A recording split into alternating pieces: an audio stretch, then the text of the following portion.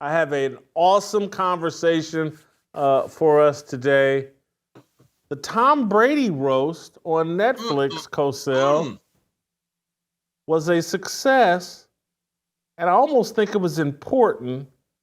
But before I say why I think it's important, I want your take. What did you think?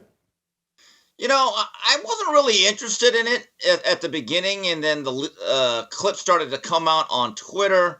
And then I was told that we may be talking about this. So after the Inoue Neri fight this morning, where I got no sleep, I decided to kind of check it out.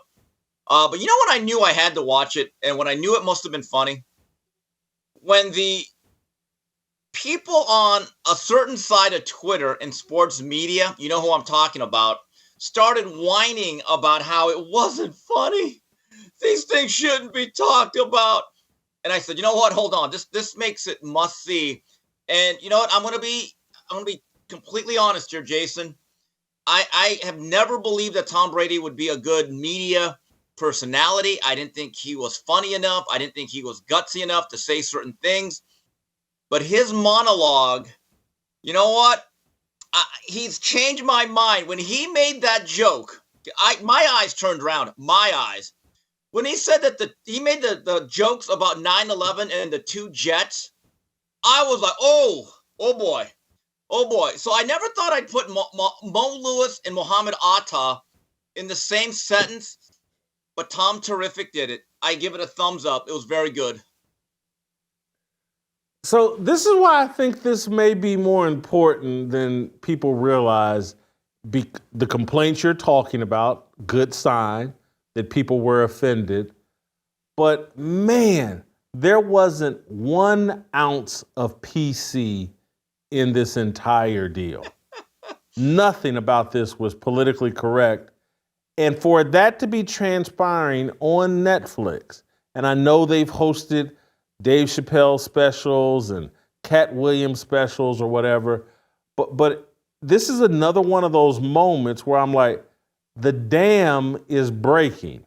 That everybody's tired of playing by the only joke we can crack is the Donald Trump joke. Yeah. Now, these guys sat here and for 3 hours, Jews weren't off limits, black people weren't off limit, gays, transgenders, white people, nobody was off limits. Tom wasn't off limits as it related to jail. Only thing that was off limits was Bob Kraft and massage parlors. Tom got upset about that, but I just think it's an important moment for comedy. And look, maybe I just haven't watched enough roasts or public ones, but man, I love the fact just how they just threw political correctness out the window and just went for it with comedy. And no one acted like, at least in that audience, no one acted like, oh my God, the world is going to end. They cracked it. Dana White said, you called him liberal Fs and said, ain't I trans enough? No one acted like a crime had been committed last night. So I think it's important. Netflix wasn't even off limits. I mean, Dana White just said, you know what? Let me just say what I'm going to. You know who I kind of felt sorry for? Kim Kardashian. She got beat up more than a heavy bag or a pinata in East LA at a birthday party. I mean, you want to talk about being just a target, and she's in the front row, and I'm just like, oh my God. And I got to give this credit. The only guy that was missing, and God rest his soul, who would have made it complete, he would have made it the 92 Dream Team, right, of roast.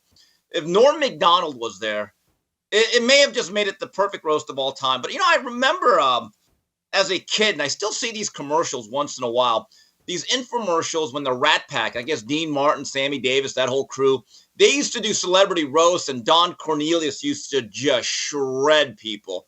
And back in those days, you could be very risque in what you said, and everybody laughed, they drank, they had a good time. The guy that really stood out, because he was trending a lot, what's his name, Tony Hinchcliffe? Yeah, that guy went on a rant where it wasn't just Brady. I mean, he did a drive-by with an AK-47 in the middle of the afternoon at a block party. I mean, he just went right down the list. Boom, boom, boom. I was like, oh my God, nobody.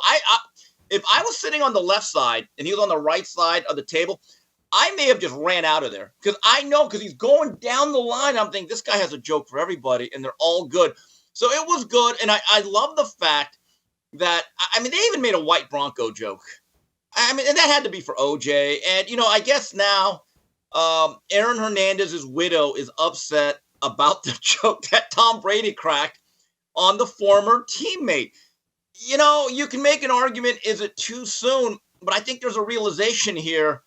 Aaron Hernandez is the modern day OJ in a lot of ways. He's the modern day football player. Obviously, he's not iconic, but he was well known. And with the depth of what he did, the depravity that he was involved with, in a situation like that, whether you're letting your hands go, he is fair game. The other thing, Steve, that caught me off guard, because I've never been a big Kevin Hart fan. He was pretty dang funny last night. He was.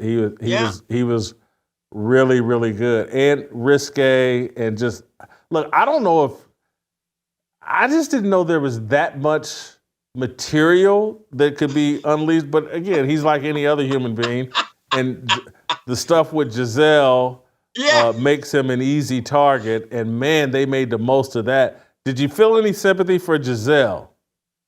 No, she did. See, look, Tom is the victim here. From what we know, and again, we could be completely wrong. He was the one that he didn't get caught straying. She did. All right. So the evidence is there. So if Tom can take that joke, Giselle, you just better lay down and take it, which we already know that you do from someone else. The other thing that was really funny, look, Bill Belichick is trying to reinvent himself like Madonna every other year. I give the guy credit. He's letting people rip on him. His former players like Edelman, and he seems to be able to take it. He also did a skit with Drew Bledsoe before the thing where he said, "Hey, Drew, you're out. You're going to the bench, partner." Look, it's in good fun. No one is forcing anyone to watch this. And there's a bigger picture here. At what point do these people start to think or stop believing that they are the morality police in terms of speech? I would argue what took place last night on Netflix at the Forum is a lot less harmful and much more unifying than stuff that's going across college campuses all over the last 3 weeks. Why don't you be more concerned about that?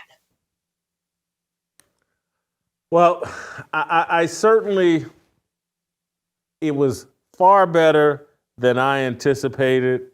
And I actually left there encouraged, like, oh man, we can crack jokes again. And we could, again, that was a locker room last night. That's what a locker room sounds like, feels like. Nothing's off limits.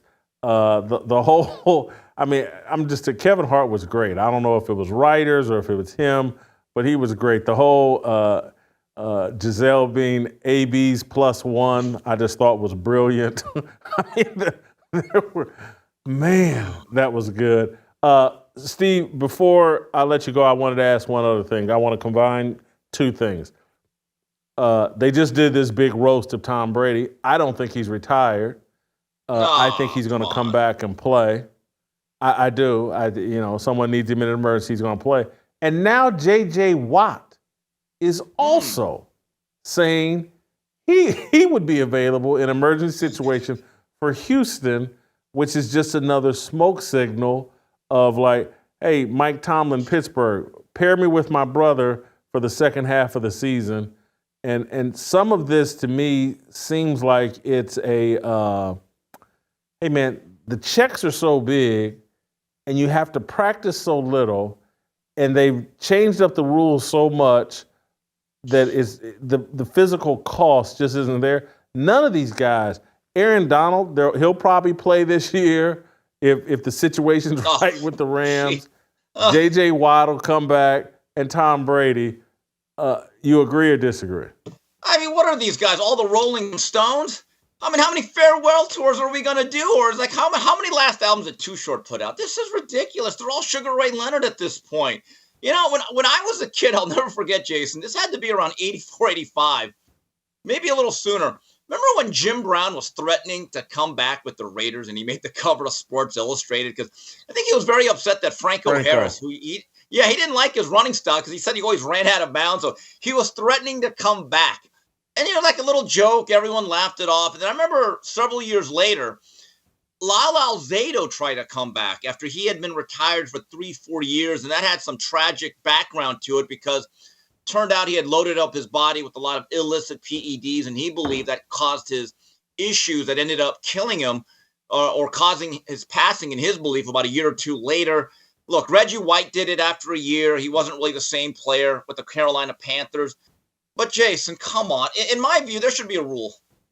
If we do a celebrity roast for you and you get all these people and you rent out a building, that's it. That's your retirement. That's your gold watch. That's like, hey, Tom, thanks for the good 20-some-odd years. Now get the out of here and earn your TV money. Come on, Jason. It's over. Let it die. Let it die, please. You're probably right. Thank you, Steve. Great job as always.